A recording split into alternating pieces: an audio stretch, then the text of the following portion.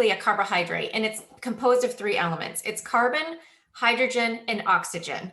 And so there are a lot of different types of sugar, and a lot of them are very complicated. So the most common, and the ones that I'll talk about today, are the glucose and the fructose. Obviously, we've heard of glucose and fructose. So to understand the chemical makeup of a sugar, monosaccharides, it's like mono means one. So the monosaccharides is the simple sugar, and this is the simple sugar. It's only one compound of sugar, and it's found in fruit, veggies, and milk. So it's just in its most natural form. Then you have the disaccharides, and that means it's made up of two of the monosaccharides that are joined together. And this is where it gets a little bit more compounded and a little bit more scientifically confusing, but it includes the glucose and the fructose, but it also includes a maltose and a lactose. So this is the type of sugar, for example, that would be like milk, beer, dairy, processed sugar. So there's more than one compound of the monosaccharide. Then you have the polysaccharides, which poly means there are many chains. So it's a long chain of monosaccharides. It's 4 or more. So now you're having like the monosaccharides, the disaccharides, and the polysaccharides. And so it's a very complex carbohydrate. So this is like in the starch and the fibers, and this is the natural sugars in the starch. So there's really nothing wrong with the polysaccharides. Okay, so going back to last week, we talked about the digestion of sugar, and basically digestion in general starts, when you smell food, but the digestion of sugar, when you taste something sweet in your mouth, it creates a special enzyme, and then it starts to get the acids ready to break down the sugars. So as that's happening, the body then takes and splits those carbohydrate sugars into the monosaccharides. So what it does, the most easily absorbable one is the glucose. So now you're able to absorb the glucose, and you use that as energy. That's the first source that that happens when you have the glucose digestion. And then when it gets into the stomach, most of the additional digestion after the glucose is ready and used for the energy, then it's gets sent into the small intestine. And the small intestine is where it decides what part of it can be used for additional energy or what part of it is stored and gets used for later. So once it's ready to use for energy, the sugar goes to the liver. The liver accepts the glucose, and then the energy is used. Does that make sense? I hope I didn't confuse you guys. But that's kind of like what we talked about last week. But then what happens is when there's already too much glucose sitting in the liver or being used from that meal or that sugar that you just ate, it's now stored. So now it can be overly stored. So it can be stored to use as energy later. If it can't be used for energy later, like in the next 24 hours, that's when it's going to go into your fat storage. So it's like this process of energy stored for use in the next 24 hours, or just stored for use probably never in your entire life, and it's sitting somewhere in your body in a fat cell, like in a fat pocket. So that's what happens to basically the breakdown of a sugar.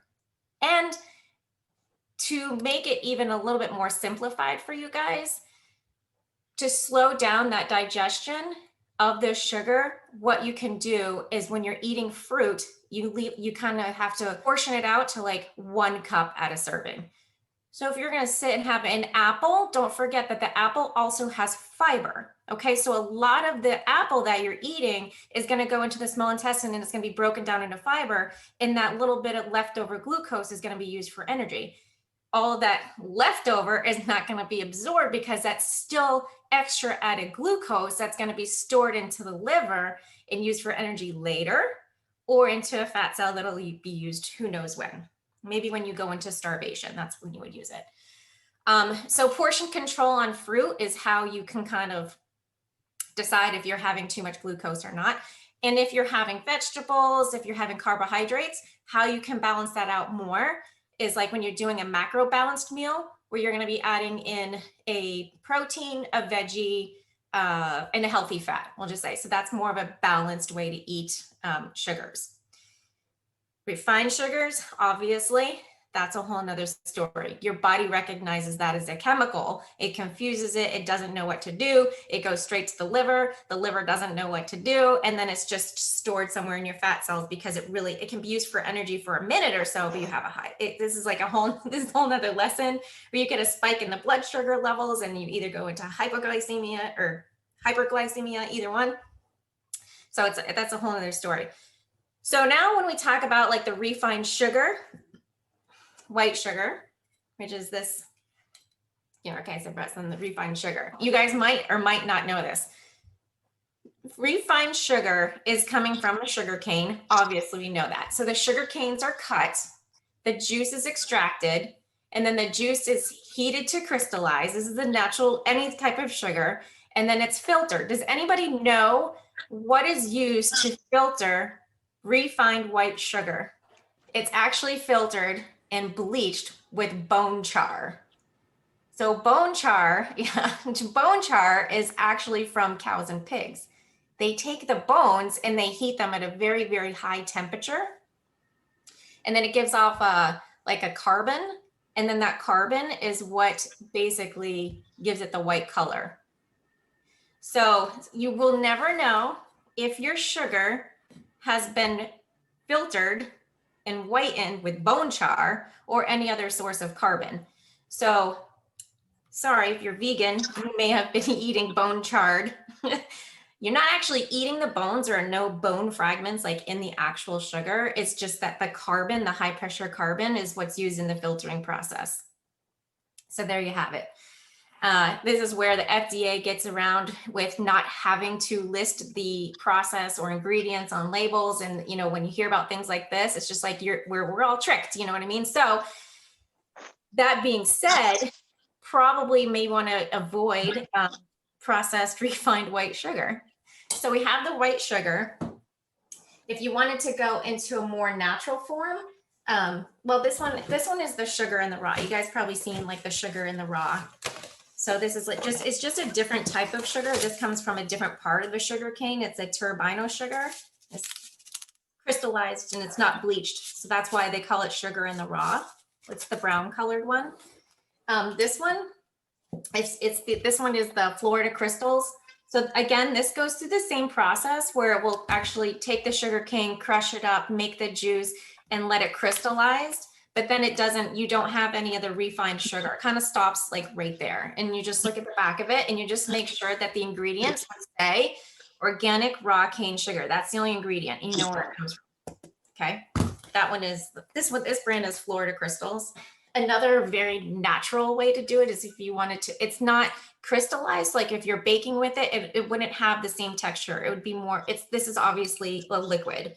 This is a liquid cane sugar. This one actually came from one of the plantations that we visited when we were in New Orleans. So this is just an all natural cane sugar. This one is a little bit darker because it's got a little bit of molasses in it. So I think that's why this one is a little darker in color, but that's cane sugar. You can also look for agave. I know you guys have probably seen agave. This is not from the cane sugar plant, but this one is actually from the agave plant. Again, this one in the back just says natural agave. So you just want to look for something that would say, like if you can see right there, 100% natural agave, 100%. So it's just the liquid form before it's crystallized. So if you wanted to use like a sweetener in your coffee or something like that, and you wanted to go, in the most natural form, you can go with a liquid. I know this question may come up, so I'm just going to answer it right now. What about stevia? A lot of people use stevia. This is actually not a bad product. This is all just coming from different sources of sweetener. So there's nothing wrong with this one. There's nothing wrong with this one. There is something wrong with this one. Does anybody have any idea what is wrong with this one? The first ingredient in this particular brand is dextrose. So dextrose is another form of sugar, basically chemically made from corn. So now we go back a couple weeks and we talked about high fructose corn syrup. Corn syrup is chemically processed. So this brand right here, the first ingredient is dextrose. The second ingredient is stevia leaf extract. But what we don't know is what percentage of what is what. We don't know what percentage is dextrose, and we don't know what percentage is actually the stevia leaf. And it doesn't have to be listed. You only have to list the actual ingredients. There are a couple other brands of stevia that you can use that are a little bit better.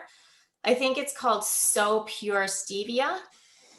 So just, be savvy and looking at your labels and looking at, looking not really just like in the percentages, which is where you look right here, but you look at the actual label. And the more you do it, the more, the easier it gets, and you get familiar with brands, and you'll know, what brands are more natural, what brands are not.